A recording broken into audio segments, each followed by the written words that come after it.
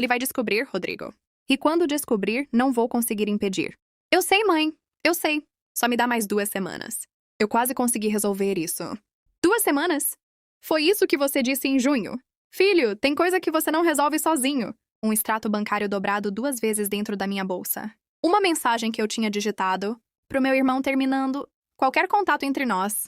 Ainda salva nos rascunhos do celular. Sem coragem de apertar enviar. E a voz da minha mãe, baixa e assustada, vindo por trás da porta entreaberta da cozinha, na casa dela no bairro Batel, em Curitiba, pedindo pro meu irmão mais 2 semanas antes que eu descobrisse. Descobrisse o quê? Eu ainda não sabia, mas estava prestes a saber. E outra pessoa da família também estava, alguém que tinha passado quase 1 ano inteiro, garantindo que eu nunca chegasse perto da verdade. Meu nome é Camila Ferreira. Tenho 33 anos. E durante boa parte da minha vida adulta, eu acreditei que família se protege ficando quieta, guardando as coisas difíceis pra dentro até elas se resolverem sozinhas. Essa crença quase me custou meu irmão. O que eu descobri no lugar disso custou muito mais caro pra outra pessoa. Trabalho com contabilidade há 10 anos, num escritório pequeno perto do centro de Curitiba, cuidando das finanças de famílias que confiam em mim informações que às vezes nem contam pros próprios cônjuges. Aprendi a ler um extrato bancário do jeito que outras pessoas leem uma carta. Uma mulher que passa o dia inteiro reconciliando números alheios não espera encontrar um buraco enorme dentro da própria família. Ou pelo menos era isso que eu acreditava. Rodrigo é 3 anos mais velho que eu. Depois que meu pai morreu, há 6 anos, ele foi quem ficou mais perto da nossa mãe, morando a 10 minutos da casa dela, aparecendo toda semana para levar ela ao médico, resolver as contas, cuidar dos remédios.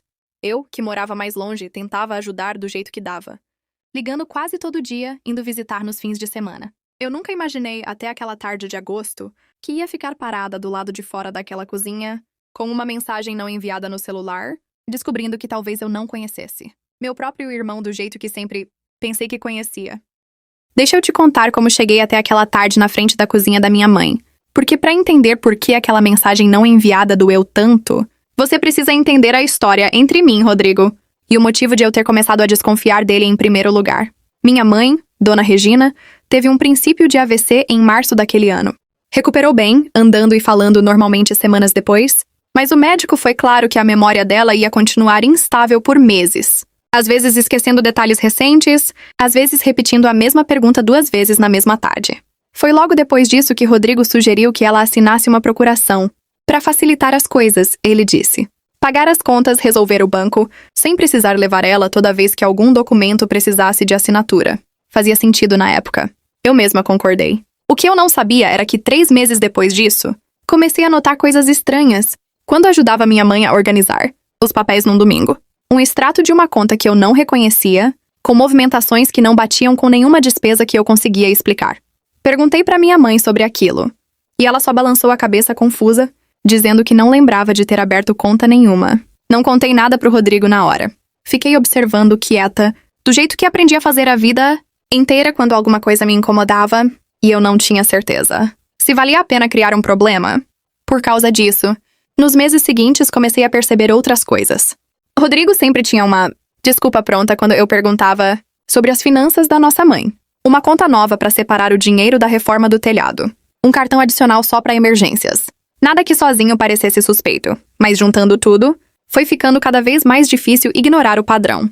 Uma noite, mexendo no computador da minha mãe para ajudar com uma conta de luz atrasada, encontrei uma pasta com extratos impressos, escondida dentro de uma subpasta que Rodrigo provavelmente esqueceu de deletar do histórico compartilhado da nuvem da família.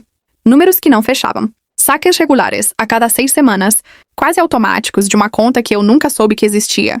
Fiquei sentada na cadeira da cozinha por quase 1 hora, olhando aqueles números, sentindo alguma coisa se quebrar. Dentro de mim, que era mais velha e mais profunda que qualquer valor em reais. 13 anos e eu nunca imaginei que meu próprio irmão fosse capaz de fazer isso com a nossa mãe. Foi naquela mesma semana que comecei a digitar a mensagem que ia terminar tudo entre nós.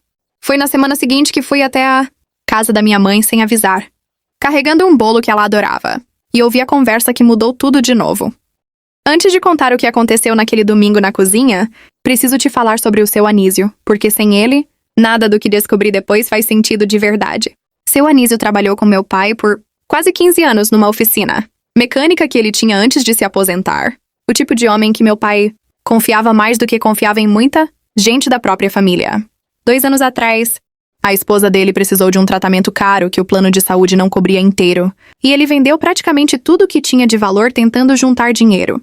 Eu soube disso por acaso, através de uma conversa que peguei no corredor do escritório onde trabalho, quando a filha dele veio resolver um imposto de renda atrasado. Não pensei 2 vezes. Ajudei a organizar um financiamento facilitado através de contatos que tenho na área, sem cobrar nada, e indiquei ela para um advogado que resolveu a situação do plano de saúde deles de graça, como favor para mim. Nunca contei isso para ninguém da minha família, nem pro Rodrigo, considerando o que eu descobri depois sobre ele. Voltando pro domingo, cheguei na casa da minha mãe carregando aquele bolo. Entrei pela porta da cozinha do jeito que sempre entrei a vida inteira, e a porta estava só encostada. Foi aí que ouvi a voz de Rodrigo, baixa, tensa, falando com a nossa mãe. Ele vai descobrir, mãe. E quando descobrir, não vou conseguir impedir. Eu fiquei parada ali, o bolo esfriando nas minhas mãos, o coração acelerado. Certeza absoluta de que estava prestes a ouvir meu irmão confirmar. Exatamente o que eu já suspeitava havia meses. Eu sei, Rodrigo, eu sei. Só me dá mais 2 semanas. Eu quase consegui provar tudo. Provar? Aquela palavra me travou por 1 segundo. Não era o que eu esperava ouvir. 2 semanas? Minha mãe respondeu. E a voz dela tinha um cansaço que eu nunca tinha escutado antes. Foi isso que você disse em junho? Mãe, tem coisa que a gente não resolve sozinho. Eu preciso que a Camila saiba de tudo, mas quero entregar para ela as provas completas. Não pedaços soltos que só vão fazer ela desconfiar de mim ainda mais. Fiquei parada no vão daquela porta, o bolo esquecido. Cada suposição que eu tinha construído nos últimos meses desmoronando de uma vez. Não porque eu entendesse o que estava ouvindo, mas porque finalmente entendi que não entendia nada daquilo tudo. Entrei na cozinha alguns minutos depois, fingindo que não tinha ouvido nada, e passei o resto daquela tarde sorrindo enquanto minha mãe contava. Uma piada velha, sem mencionar uma palavra sobre a mensagem ainda salva, não enviada, no meu celular. Levei mais 4 dias para fazer o que devia ter feito desde o início. Quarta-feira à noite, depois de 4 dias carregando aquela conversa sozinha, liguei pro Rodrigo e disse que precisava conversar. Pessoalmente, sem desculpas dessa vez. Ele chegou no meu apartamento com uma pasta debaixo do braço, mais cansado do que eu tinha visto ele em anos. Antes que eu dissesse qualquer coisa, ele colocou a pasta em cima da mesa. Eu ia te contar esse fim de semana, ele disse. Só queria ter certeza absoluta antes de te assustar com suspeitas, que talvez não desse pra provar. Abri a pasta. Extratos, prints de mensagens, um contrato de empréstimo que eu nunca tinha visto. E no meio de tudo, um nome que eu reconheci na hora. Marcelo, marido da minha prima Juliana, que administrava havia 2 anos os investimentos da nossa mãe, através de uma procuração que ela também tinha assinado, sem que eu soubesse, logo depois do AVC. Ele vem tirando dinheiro da conta dela há mais de 1 ano, Rodrigo disse. Pequenas quantias espaçadas, exatamente para não levantar suspeita no banco. Descobri por acaso mexendo numa fatura que não fechava, e desde então venho juntando prova atrás de prova, com medo de te contar antes de ter certeza. Porque sei que você ia querer resolver tudo na hora. E eu não queria que a mamãe sofresse com uma acusação que ainda não tinha como provar. Fiquei olhando aqueles papéis, sentindo o peso de 4 dias de raiva, silenciosa se transformar em outra coisa, completamente diferente. Eu quase te cortei da minha vida, eu disse, a voz tremendo. Eu achei que era você. Eu sei, ele respondeu baixinho. Eu vi a mensagem que você quase mandou.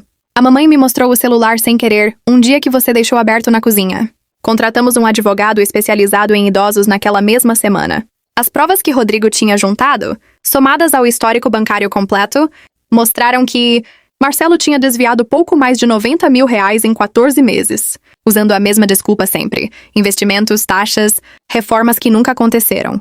O processo correu pelos meses seguintes. A procuração foi revogada judicialmente, citando tanto a incapacidade documentada da minha mãe na época da assinatura, quanto a movimentação irregular das contas. Marcelo foi condenado a devolver o valor integral, parcelado, descontado direto do salário dele. Juliana, minha prima, não falou comigo por meses depois disso. Diz que eu destruí o casamento dela. Talvez tenha destruído. Mas ele destruiu a confiança da minha mãe primeiro.